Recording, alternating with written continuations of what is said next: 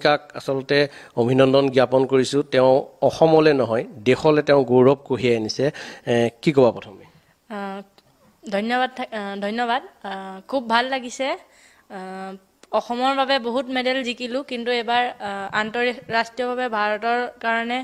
medal জিকাৰ কাৰণে বহুত ভাল লাগিছে বহুতে নাজানে তোমাৰ ঘৰ অসম মুলুকৰ গহপুৰৰ দুবিয়াৰ বৰিগাঁৱত তুমি খুব নীৰৱে আচলতে নিজৰ দায়িত্ব আৰু কৰ্তব্য পালন কৰিছিলা কেতিয়াৰ পৰা আৰম্ভ কৰিছিলা এই সংগ্ৰাম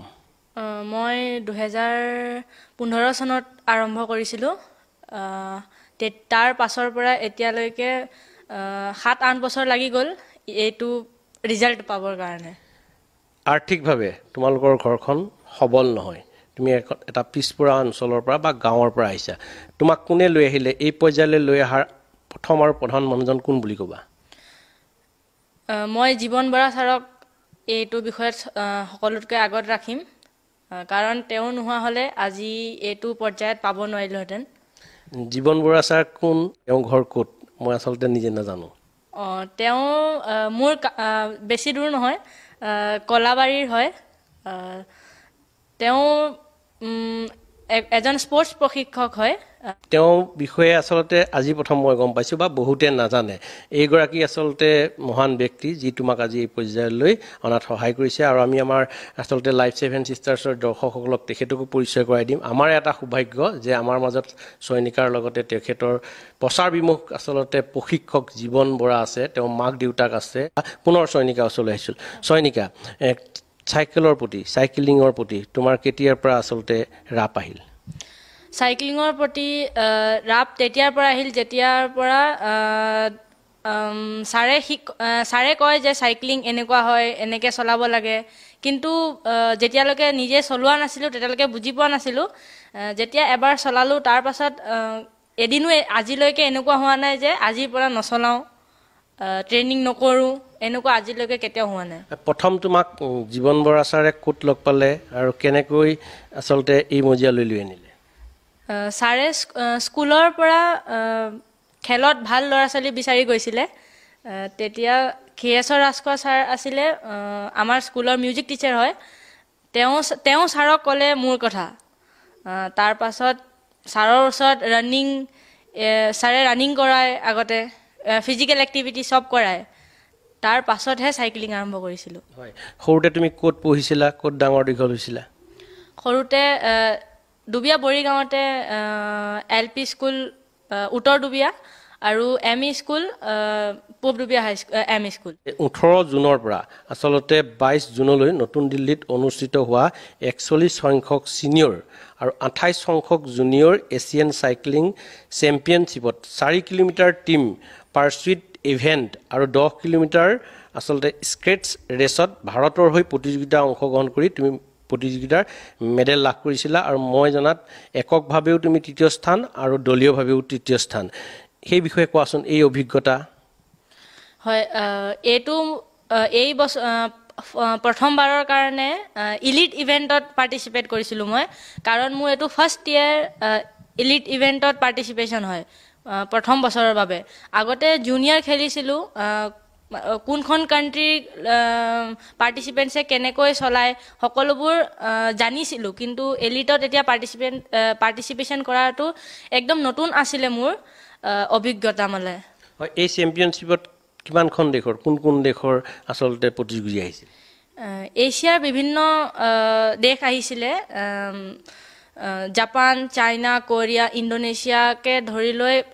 12ৰ পৰা 15খন দেশে ভাগ লৈছিলে তুমি মেডেল পাম বুলি বঞ্জৰ হক বা অন্য মেডেল পাম বুলি তুমি কনফিডেন্ট আছিলা নে মোৰ যেটো স্ক্ৰেচ ৰেচ হয় এককভাৱে যেটো পাৰ্টিচিপেট কৰিছিলোঁ সেইটো মোৰ ফেভাৰিট ইভেণ্ট হয় আশা আছিলে যে তাত মোৰ মেডেল আহিব মানে আশা আছিলে কাৰণ ট্ৰেইনিং বহুত কৰিছিলোঁ হেতুৰ কাৰণে আৰু টিম পাৰ্চুটতো আমাৰ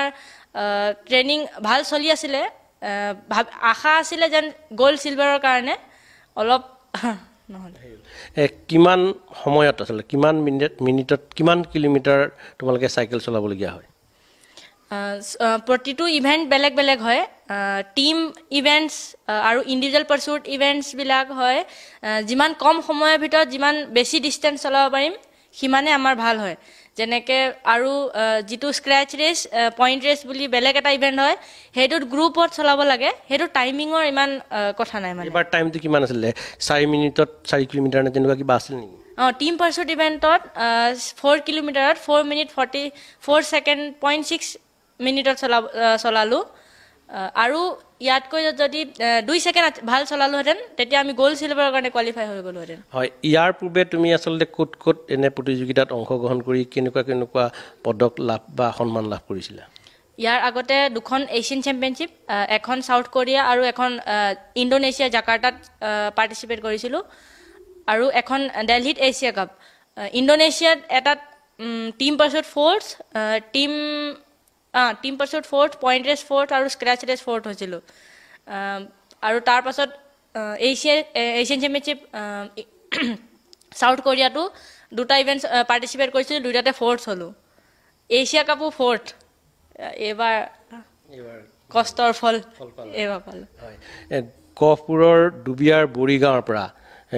দিল্লীলৈকে এই যাত্ৰাৰ বিষয়ে অলপ ক'বা নেকি নহ'লে দৰ্শকসকলে ভাবিব যে তোমাৰ এই সংগ্ৰামী যাত্ৰাটো কেনেকৈ তাত পালাগে তাত কেনেকৈ প্ৰশিক্ষণ ল'লা ক'ত পঢ়িলা কোনে তোমাৰ সেই আৰ্থিক দিশত সহায় কৰিলে তেনেকুৱা ধৰণৰ দিশবিলাকৰ বিষয়ে নিশ্চয় আমাৰ দৰ্শকসকলে জানিব বিচাৰে বা অসমৰ ৰাইজৰ মনত প্ৰশ্ন উদয় হ'ব সেই বিষয়ে অকণমান ক'বা নেকি গহপুৰৰ পৰা যেতিয়া প্ৰথমবাৰৰ কাৰণে জীৱন বৰা ছাৰে গুৱাহাটী লৈ গৈছিলে তাৰ প্ৰশিক্ষণ ল'লোঁ 3-4 মাহৰ কাৰণে প্ৰশিক্ষণ লোৱাৰ পাছত নেশ্যনেল পাৰ্টিচিপেট কৰিবৰ কাৰণে গ'লোঁ এখন ট্ৰেক নেশ্যনেলছ আৰু এখন ৰোড নেশ্যনেলছ তাতো ৰিজাল্ট 4th 5th এনেকুৱাই আছিলে তাৰ পাছত স্কুল নেশ্যনেলছতো 4th হ'লোঁ তাৰ পাছত গুৱাহাটী আহিলোঁ গুৱাহাটীত পৰা ঘৰত গ'লোঁ পাছত গুৱাহাটীত এটা ট্ৰায়েল হ'ল দিল্লী চাই কাৰণে চিলেকশ্যনৰ কাৰণে তাত ৰানিং চিন আপ পুছ আপ ফিজিকেল এক্টিভিটি কৰাই ট্ৰায়েল ল'লে তাত চবতে ফাৰ্ষ্ট অহাৰ কাৰণে দিল্লীৰ কাৰণে চিলেকশ্যন হৈ গ'ল 2016ৰ পৰা দিল্লীতে আছোঁ মানে প্ৰশিক্ষণ দিল্লীত লৈ আছোঁ আৰু তাত যাবৰ সময়ত দেউতা মানে ফাইনেন্সিয়েল ইমান ভাল নহয় কাৰণ দেউতাও খেতি কৰে চাকৰি নকৰেতো সেইকাৰণে দেউতায়ো হায়দৰাবাদত থাকি কষ্ট কৰি পইচা দিছিলে বহুত তেতিয়াও ঘৰতে ৰাখি নথৈ পঠাই দিলে সেইকাৰণে আজি তোমাক আচলতে এই পৰ্যায়ে পোৱাত এটা কথা ক'ব লাগিব তোমাৰ দেউতা মায়ে অশেষ কষ্ট ত্যাগ স্বীকাৰ কৰিছে যদিও আৰ্থিকভাৱে তোমালোকৰ দেউতা ইমান সবল নহয় তথাপি কিন্তু তোমাক হায়দৰাবাদত তেওঁ কষ্ট কৰি নিজে নতুন দিল্লীত তোমাৰ লক্ষ্যত উপনীত হ'বৰ কাৰণে তেওঁ যিমান পাৰে সিমান চেষ্টা কৰিছিলে মাৰ অৱদানৰ ওপৰত অলপ ক'বা নেকি মায়েও অকলে এজনী ছোৱালী বুলি ঘৰতে মৰম কৰি ৰাখি নথৈ সদায় তাত থাকি ট্ৰেইনিং কৰিবৰ কাৰণেই কয় দেউতা নাথাকে ঘৰত হ'লেও মায়ে অকলে থাকি গৰু ছাগলী চব চাই হ'লেও সিমানকণ কৰি দিল্লীতে থাকিবৰ কাৰণে ক'লে হয় তুমি যিহেতু অসমত তুমি আচলতে তোমাৰ পাৰদৰ্শিতা দেখুওৱাৰ বাবেহে তুমি নতুন দিল্লীলৈ যাবলৈ সক্ষম হ'লা অসমত আচলতে চাইকেলিঙৰ পৰিৱেশ আছে নাই বা অসম চৰকাৰে তোমালোকৰ দৰে চাইকেলিষ্টত আচলতে অনুপ্ৰেৰণা যোগাবৰ কাৰণে কিবা সহায় কৰে অসমত চাইক্লিং ট্ৰেক আছে কিন্তু চাইক্লিং কোচ নাই চাইকেলৰ ল'ৰা ছোৱালীও আছে কিন্তু চাইক্লিঙৰ কোচ নাই NIS কোচ নাই যিয়ে ল'ৰা ছোৱালী আৰু গোটেই বছৰটো গুৱাহাটীত কেম্প নালাগে যেতিয়া নেশ্যনেল চেম্পিয়নশ্বিপ হয় তাৰ এমাহ 15 দিনৰ আগত কেম্প লগাই নেশ্যনেলৰ কাৰণে লৈ যায় সেইকাৰণে অসমৰ ল'ৰা ছোৱালীয়ে সিমানটো নিজৰ দেখুৱাব নোৱাৰে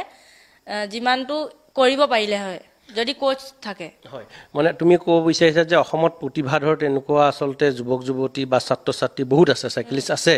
এখন উপযুক্ত মঞ্চ সুবিধা নোপোৱাৰ কাৰণে বা অসম চৰকাৰৰ যি ব্যাগুম বিভাগ আছে তেওঁলোকে আচলতে যিদৰে তোমালোকৰ দৰে চাইকেলিষ্টক সাহস অনুপ্ৰেৰণা বা সহায় কৰিব লাগে এতিয়ালৈকে তেনে এখন প্লেটফৰ্ম দাঙি ধৰিব পৰা নাই বুলি তুমি অনুভৱ কৰা নেকি